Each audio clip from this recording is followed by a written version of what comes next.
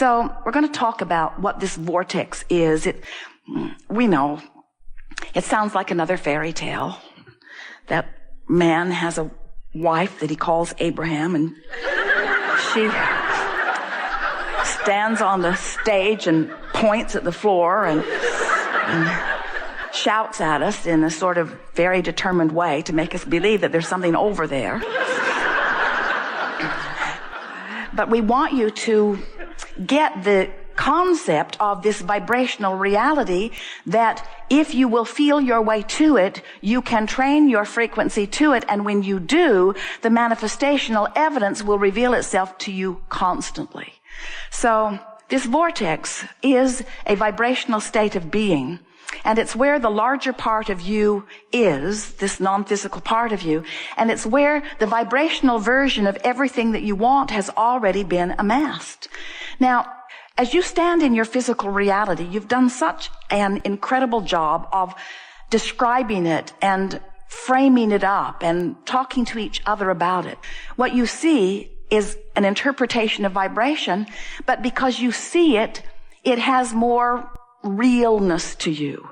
What you hear is just an interpretation of vibration, but because you're hearing it, it has a realness to you. And so you are not all that excited about considering the realities that you can't translate. And yet when your dog hears something that you don't hear, you little fraud. You little faker, you little fake hearer. I know you're not hearing anything, and I know you're not smelling that either. Because I don't hear it and I don't smell it, therefore it isn't. You don't say that to your dog. Because you accept that your dog is translating vibration differently than you are, and in many cases it's a really good thing. You might want to hear what they're hearing, but you don't want to smell what they're smelling. So you accept that there are different degrees of vibrational interpretation. And we're just wanting to alert you to the fact that you have the ability to vibrationally be aware of things that you often are not. And your emotions have been giving you that feedback, but you have come to disregard your emotions. And we really want to awaken within you a determination that you care about how you feel, because how you feel is literally your indicator of how much that is in your vortex, which includes the larger part of you and everything you want and all of the cooperative components and pathways to the manifestation of everything you want. This vortex contains everything that you really are and everything that you want, and you can only feel your way into it. When you care about the way you feel, that is your indicator that you are moving in the direction of what you are wanting. Some of you have been listening to us for a while. You know that we've been telling you that you create your own reality. Those words were fashioned by Jane Roberts as she received that block of thought from Seth. You create your own reality. And Jerry and Esther, when they heard those words, Jerry was beside himself. Create my own reality. How exhilarating is that? And then he spent years trying to figure out, how do I create my own reality? When Esther began receiving Abraham, these were the questions Jerry wanted to know. How do I create my own reality? And we say, you are offering a vibration which equals your point of attraction. And everything in the universe is responding to that vibrational signal that you are putting out there. And you are putting it out there whether you know that you are or not, and most everyone you know is therefore creating by default, because they have no clue what they're doing with their vibrational point of attraction. They're just getting stuff back in response to it, noting what they're getting back, cataloging it and pigeonholing it and complaining about some of it and being happy about some of it, but almost no one feels real creative control about their point of attraction. So we began to break down for Jerry to help him to understand these basic laws of the universe. We wanted him to understand that you are the creator of your own reality because you are the offerer of a vibration. And now we are saying to you all of these years later, you are the offerer of a vibration, but there are two vibrational aspects to the vibration that you are offering. There's who you really are and all that you've evolved to, and there's whatever you've got going on because of what you're focused upon right here and now. And the emotions that you feel are your indicator of how well this rendezvous is going. If you feel wonderful, if you feel excited, if you feel blissful, if you feel energized, if you feel passion, if you're thrilled, if you feel interested, you're in sync with who you really are. There's no resistance in your physical vibrational offering, and things are going very well for you. You're allowing your body to thrive. Your mind is working fast. You're thriving in all respects. But if you are feeling ornery, if you're feeling depressed, if you're feeling angry, if you're blameful or guilty, those emotions are your indicator that there is a lot of discord going on within you that is not allowing you to mesh with who you really are. So you're not allowing your alignment with the energy that creates worlds and with all that you are. You're disallowing it or resisting it. Resistance is always what slows everything down. You know that from your basic physics classes. And so we want you to understand that you have these two vibrational aspects going on, and your emotions are letting you know how much of you are allowing. So we've been talking for quite a long time with Jerry and with a handful of you in the beginning, telling you that you create your own reality. And now, over time, we've offered dozens and dozens of processes, all with the intent of assisting you in becoming more deliberate in the direction of your thought. But you cannot consistently be more deliberate in the direction of your thought unless you are factoring in your own emotional guidance system, which is letting you know how in sync or not you are with all that you've become. And this is the basic thing that you've really got to understand before anything else that we say will make any sense to you.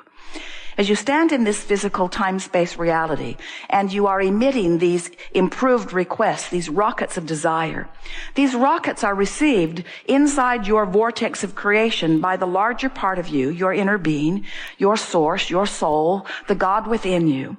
And as that part of you receives that vibrational request, it literally evolves to a new beingness. So every request causes an expanded version of you.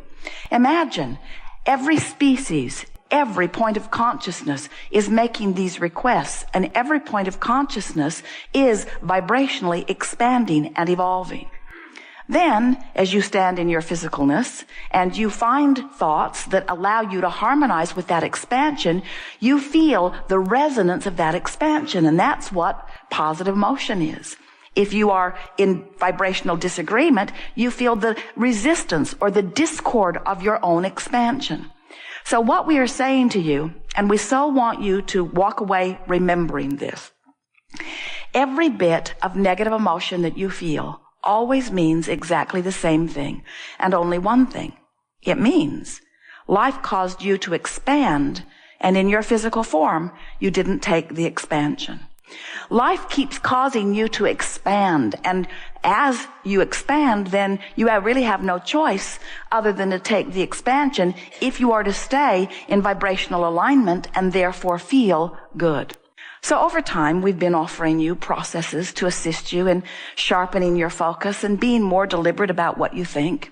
And we see that many of you are getting very good at thinking on purpose, and even better at noticing when you're not where you want to be. And so we offer you things like this deck of affirmation cards, there are a few of them, to assist you in coming into better alignment. So let's say these cards are money and the law of attraction, really brilliantly written. We wrote them. And it is the best of infinite intelligence, all focused on the subject of money, abundance. So let's say that you've been focusing on where you are, and you've been feeling the strain of the economy, and you don't have as much money as you want, not nearly so. And so you've decided that you are going to take the bull by the horns and you're going to do something about your physical condition. So from your place of real worry, from your place of near depression, or from your place of anxiety or fear or even anger about your financial condition, you buy these brilliant cards and you decide that you are going to, from where you stand, improve your vibration relative to money. So you begin. I am the creator of my own life experience. Alrighty then. Whatever I desire, I can acquire. Who writes this stuff? I am the attractor of my every experience. Well, that sucks. I can always tell a different financial story. I can tell a different financial abundance story. Yes, I certainly can. Whenever I am feeling good, I'm attracting good.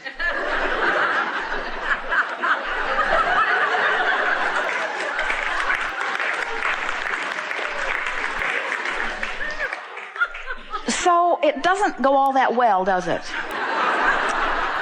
When you want something, but you're currently not a vibrational match to what you want, the harder you try, the worse you feel. Have you ever had someone who was very smart about something that they believed, and they're having a conversation with you and you disagree, and the surer they are and the stronger they are and the better points they make, the more you dig in, sure that they are wrong and that you are right. In other words, you just sort of dig in to where you are in a sort of defensive thing, and that's what happens to you. In other words, law of attraction is feeding back to you more thoughts that are like the thoughts that you've been thinking. And just because the habit of thought that you've got going on is define who you really are and what you really want, you can't badger yourself, you can't motivate yourself, you can't effort yourself, you can't make the improvement, you can't buck your own current.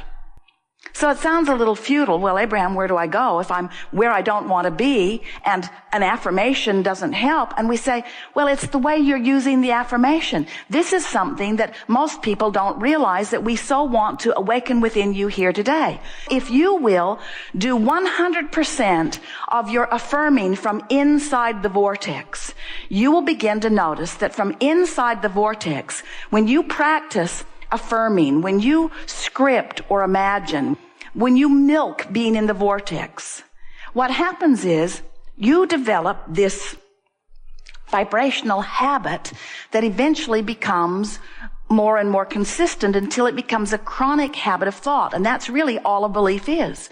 You can train yourself to be in the vortex more, but we just want to say to you, don't try to do it from outside the vortex. We've been saying to you for a long time, just reach for the best feeling thought that you can find. And we've watched so many of you offering so much effort, you're almost afraid of your own thoughts.